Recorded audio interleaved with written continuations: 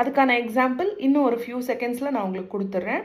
So first என்ன order, என்ன structure அது அப்படின்னு பார்த்தீங்கன்னா, ஃபஸ்ட்டு அதாவது தமிழில் அந்த ஆர்டருக்கும் இங்கிலீஷில் இருக்கிற அந்த ஆர்டருக்கும் நிறைய டிஃப்ரென்ஸ் இருக்குது.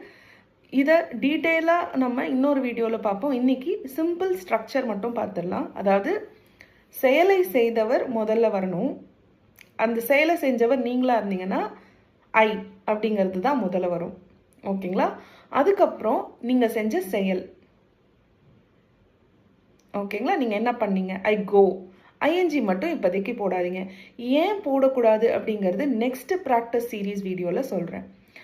Next last part of the sentence, அதாவது third part of the sentence, இது கேள்விக்கான பதில். That is answer to the question.